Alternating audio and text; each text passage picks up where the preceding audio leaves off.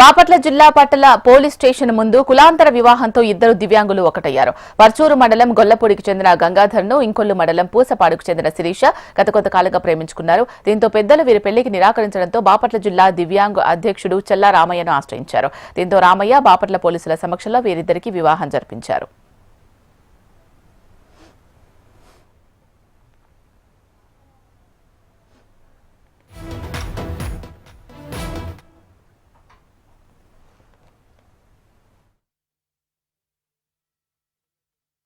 వద్దని చెప్పని కొట్టాడు. మేము పెళ్లి చేసుకుంటా అంటే కొట్టాడు. కొట్టమల్లో వచ్చి ఇక్కడ రామయ్య ద్వారా సాయం కోసం అడిగాను. ఆయన వచ్చి నేను చేస్తానని చెప్పి సాయం చేస్తానని చెప్పని మా వికలాంగుల సోదరులను కలిసి వచ్చాము. వాళ్ళ ఆధ్వర్యంలో మాకు మ్యారేజ్ చేశారు. ఇప్పుడు మన పోలీస్ డిపార్ట్మెంట్ వారిని సహాయం కోసం వచ్చాం. ఆ సహాయకాయంతో మాకు కొద్దిగా సపోర్ట్ ఉంటారని ఆశిస్తూ ఇక్కడికి వచ్చాము. ఎస్ఐ గారు సిఐ గారితో కొద్దిగా సాయం చేస్తారని సాయం కోసం వచ్చాము. దాంతోపాటు మీ సాయం కూడా మాకు అందించి మమ్మల్ని కొద్దిగా జాగ్రత్త చేస్తారని ఆశిస్తాం. ఈరోజు మా గంగాధరు, మా దివ్యాంగుడు, శిరీష మా దివ్యాంగురాలు బాపట్ల జిల్లా పర్చూరు మండలానికి చెందిన వాళ్ళు.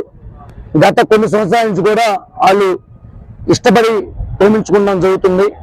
ఈ విషయాన్ని వాళ్ళ కుటుంబాలకి కూడా తెలియజేసినా కూడా మీరు వికలాంగుడు, మీకు పెళ్లిళ్ళు ఎందుకు అని చెప్పి వాళ్ళని వేదనగా, వాళ్ళని వెగతాలుగా బాధ పెట్టిన పరిస్థితి వాళ్ళ కుటుంబాల పరిస్థితి.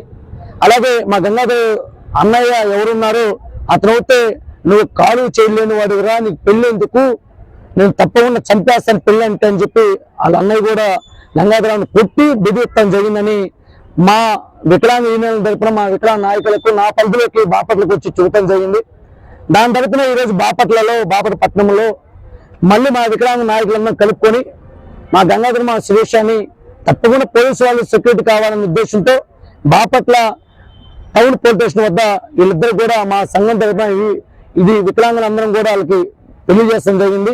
తప్పకుండా పోలీసు వాళ్ళు, ఎస్పీ గారు, జిల్లా ఎస్పీ గారు, అలాగే డిఎస్పీ గారు, టౌన్ సిఐ గారు రాంబాబు గారు కూడా సహకారం తప్పకుండా ఈ ఇద్దరు జంటకి కల్పించాలని, అలాగే ప్రభుత్వం కూడా తప్పకుండా వికలాంగ న్యాయ ఫండ్ అనేది ఉన్నది, ప్రభుత్వం ద్వారా కూడా తప్పకుండా మంచి సహాయం అందించాలని ప్రభుత్వాన్ని కోరుకున్నాము.